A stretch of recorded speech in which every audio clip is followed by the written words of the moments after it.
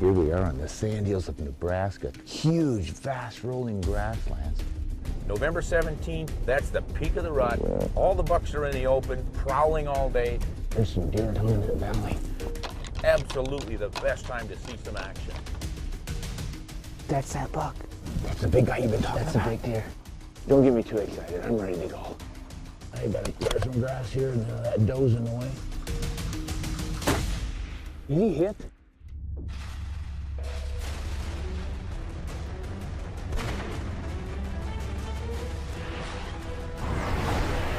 Yeah, you never had it? Maybe this one. Is this buck? Yeah, deer.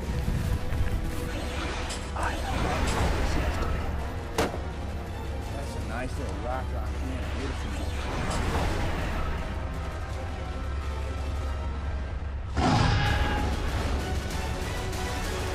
Winchester's World of Whitetail. Winchester's World of Whitetail is brought to you by Winchester Ammunition, the American legend. Ram Trucks, Guts, Glory, Ram. Cabela's, celebrating 50 years as the world's foremost outfitter. Bushnell, magnify life. Dallas Safari Club, promoting conservation, education, and ethical hunting worldwide. Mossy Oak, it's not a passion, it's an obsession. And by Otis Technologies, the most advanced gun care systems in the world.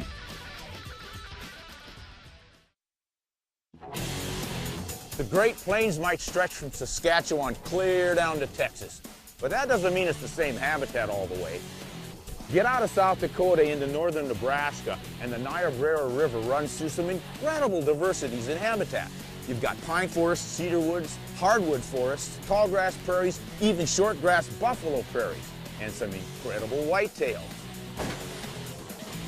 Whitetail expert Ron Spomer's in Nebraska, just under the South Dakota border, on the last stop of his Western States tour for big bucks. Lance Cuck is the outfitter down here at Laughing Waters Outfitters, and he has really been firing me up with stories and tales about the big bucks that he's killed in the past, and more importantly, about the big ones he's seeing now. November 17th, 18th, 24th, right around in that period, that's the peak of the rut. All the bucks are in the open, prowling all day. Absolutely the best time to see some action. We've been outfitting now for 12 years. We offer rifle deer, bow deer, muzzleloader deer, spring and fall turkeys. We offer bison hunts. We actually raise bison here. Anything that's in season in Nebraska can hunt it. We got cedar choked canyons. We have open prairie. Just the scenery down here in the Niobrara and the quality animals are here. It's just second to none. It's a fun hunt, and it's always a lot of activity, always something going on. It's not hard to get on deer here.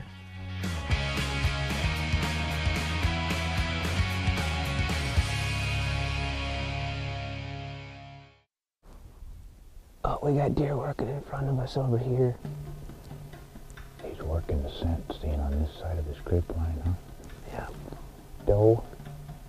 There's another deer working behind her. Coming around the corner is another little fawn, I suppose. Yep. I don't see any towering antlers on those.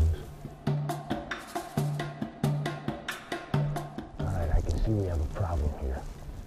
Justin, you've got too many little bucks. Oh, there's bigger. He's about 10 inches bigger, so we're holding out for him. Justin is an aggressive young kid who's also got a great attitude. Here's that scrape line I was telling you about. He's having fun, and it just spills out of him. And if you suggest, let's try this or let's try that, yeah, he's up for it. He knows what to do to find these deer, but he's not one of these overpowering guides who says, my way or the highway. Just gonna ease down around this bend at the edge of an alfalfa field down here. Get past these trees. I've always had a passion for hunting. It's what I love. It's in my blood, and I decided just to make a career out of it. When I'm looking for a hunting guide, I want two things. I want an individual who knows the land and the lay of the land and where to go to in a hurry and efficiently, and then I want him to know where the deer are. Justin knows them both. He knows which fields they're using, he knows which deer are using which fields, he knows what they look for and where to find them.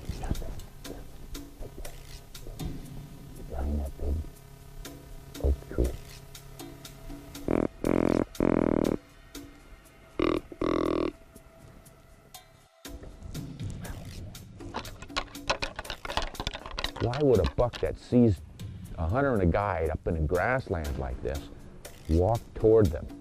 Keep going. Well, during the rut, these bucks are looking for some doe, and if the wind's right, they don't smell us. They just see a vertical target, and it's pretty quiet, doesn't move around a lot. They get curious, hoping it maybe is a doe, and they come a little closer. It's a better deer, but not what we're looking for. How about that 170? When does he come out? With plenty of deer on the property and on the move, Ron and Justin head for an alfalfa field where a big-bodied 8-pointer's been making the rounds. I had hunters come in early rifle season before Ron got here. First hunter I had, I put him on that deer at about 150 yards, and he took the hair off the deer's back. The very next day, with a different hunter, got into 150 yards while he was bedded. The hunter took more hair off the back. We've seen him around, and we knew it was a deer we wanted to get. Should we wait him out? We got time. He's out working a doe. Let's wait. Well, you look at his body. Yeah, he's a big old deer. No doubt about that. His body is so much bigger than every other deer out there that if he jumps out at you, I think we need to shop a little bit more. Okay. Coming up, Ron's still shopping the knobs and swales of the vast Nebraska prairie, and he's holding out for his latest buck of a lifetime. Right up at the trees, I saw some motion. But his trigger finger's getting itchy. On the last leg of his whitetail quest across the West, Ron Spomer's logged a lot of miles and hit a few potholes along the way, so he always takes time to sight in his weapons at every stop. We're sighting in with low technology and high precision on this week's installment of Winchester's Going Ballistic.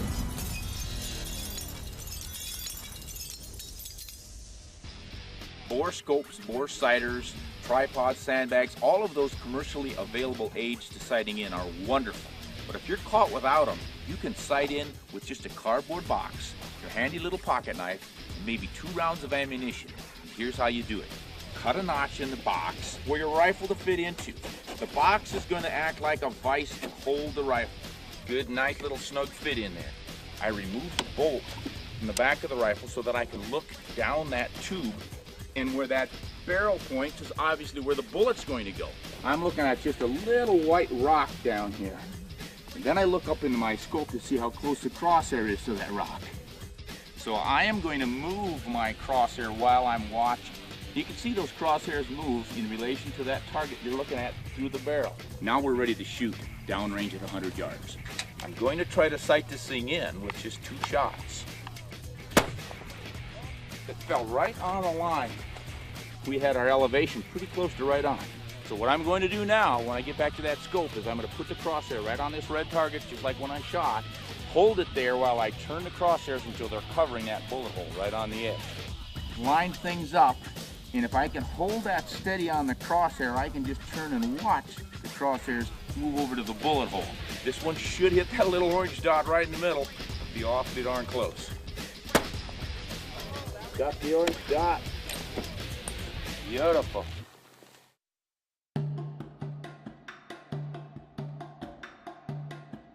Here we are on the sand hills of Nebraska, 1,200 miles southeast of Alberta, and the same situation. Huge, vast rolling grasslands, and we have whitetails camped out here. And it's not like they don't have any options. There are shelter belts scattered throughout this country, lots of cedars planted to stop the wind erosion, and we're not too far off all the pine forests and brush down along the Niobrara River. But agriculture has sucked them up here because there's scattered fields of corn that are irrigated and alfalfa. That's a nice buck. It's a 240 yards away buck. Pretty small body on him yet. That's only a 2-year-old deer. Look at how small his stomach is. Oh, he's nice. There, look at that. That's gonna be a good deer next year.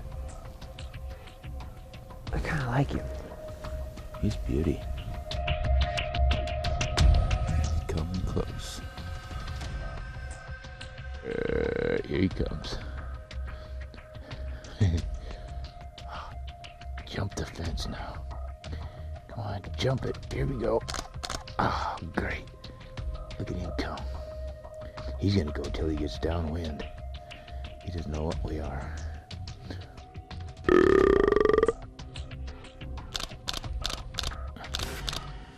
Oh, there he goes. He got our wind. Man, I love messing with those prairie whitetail bucks. They came pretty close. Huh? Yeah, didn't he? I can't believe how big he is for a 2-year-old. And they're eating well around here. Boy, I guess they're eating well. He's gonna be some kind of big buck next year. You don't usually assume a whitetail is going to be up on a prairie, but here they are because they can go from grasslands 2 miles away, safely across them because nobody's ever out there, but every once in a while a cattleman's checking up on his herds. Otherwise, no disturbance. Whitetails love to be secluded. So they have learned to adapt, move out of the river basins, especially when the hunting pressure nudges them out, spend their time up there in those prairie grasslands, and then hike 2 or 3 miles to the grain fields and especially those alfalfa fields. And oh, do they grow big deer? They have got protein year round. Here it is, 18 degrees, frozen cold, and there's still green alfalfa down at the base. So those deer aren't just sort of hanging on. They're probably still putting on weight. We start up at the trees. I saw some motion. I think it's a doe. Maybe it's a buck. Big body. No, it's a big doe. No spikes fawn. on it. No, that's definitely a good mature doe. You need me to shoot her? Yeah, let's take her. If there's no bucks behind her, let's see if she gets it. It was a dry doe anyway. She's coming right toward us. Yeah. Let's just let her get in close.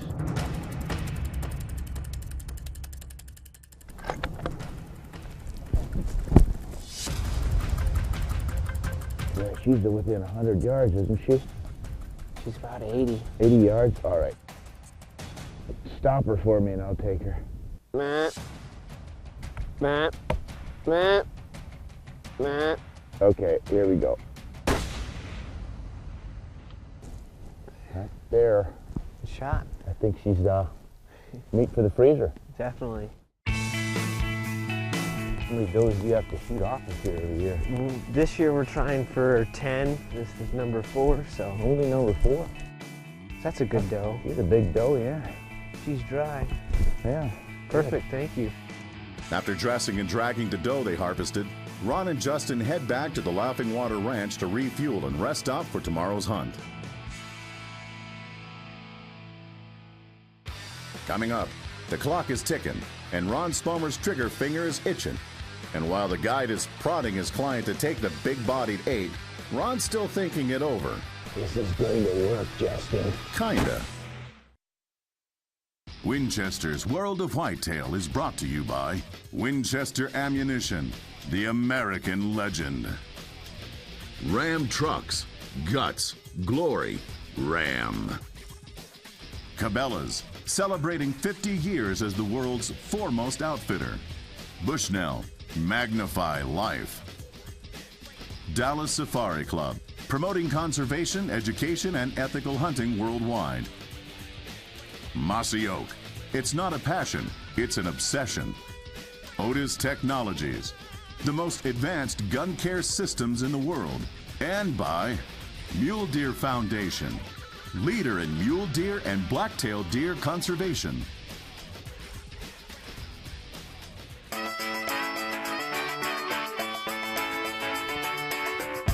Whitetails aren't on the market, but if they were, I'd stick my money in whitetails because it turns out that whitetail hunting and photography and just everything that revolves around whitetails generates twice as much money as GM in a given year.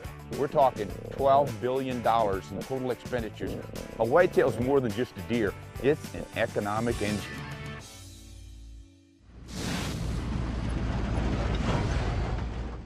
Up on the wide open prairie of northern Nebraska, host Ron Spomer's seen a lot of whitetail action. But even with just 1 day left, he's still holding out to get a genuine Cornhusker trophy into range. The next morning we got out to look for the big 8-pointer, and Justin lays eyes on a big deer standing on the horizon about 1.5 miles away.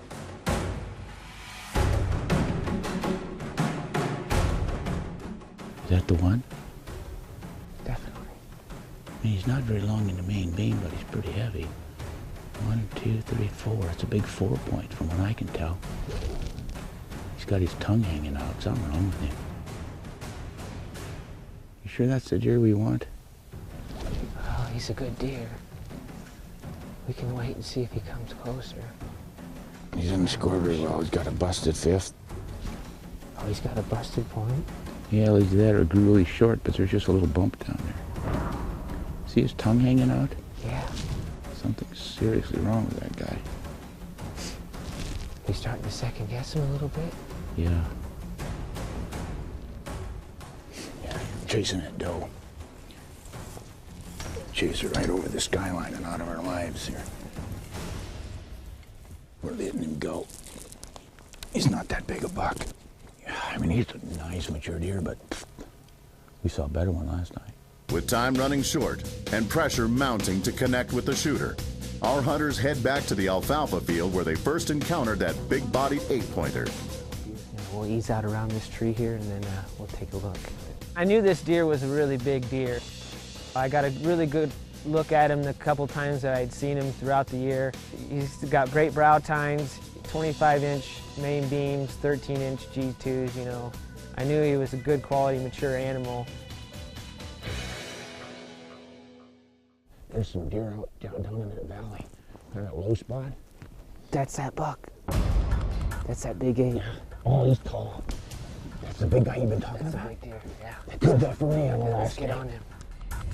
This is going to work, Justin. Yeah, we can just get up to that tree. We got it, The man. tree's about 100. The buck's about 380, so we get to that tree. A 280-yard shot. We can do that in this breeze. I don't think we have to worry too much about wind drift. Man, that's a big deer. Don't get me too excited. I'm ready to go. That wind holds, we're good. I hate for us to roll wind at this stage of the game. How far, Justin? That looks close enough for a shot. Yeah. I can't sit. See through the graph. I'm gonna have to kneel. He's at 286. Just like you said. 286. All right. Go around here. Hot.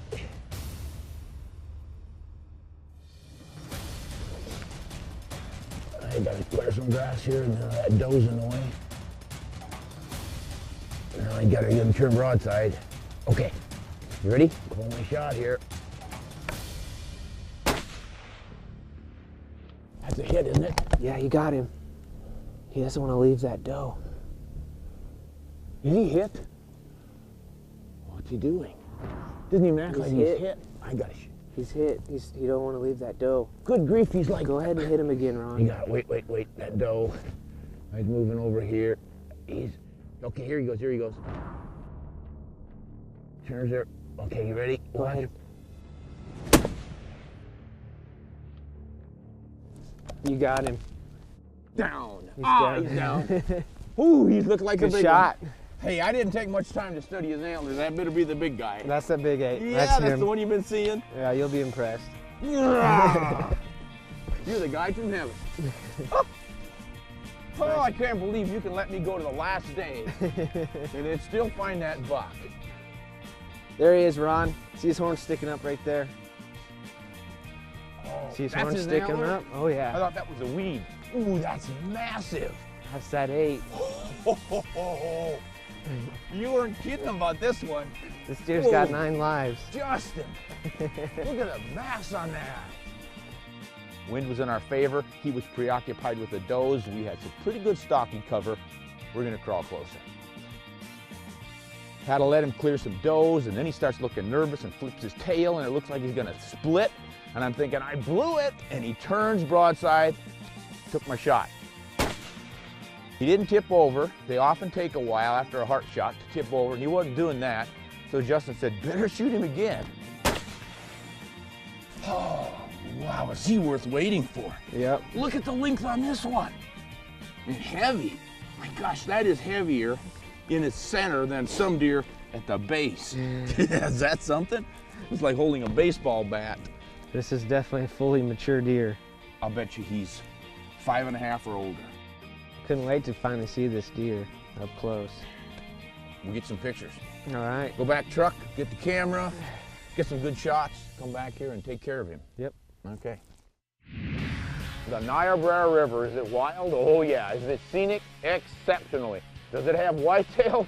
Like I never dreamed it would have whitetails. This was one special hunt here in Nebraska. If you've never tried whitetail hunting in an unusual habitat, Nebraska would be a darn good place to start. They've got deer like most of us dream about, and the hunting is exceptional.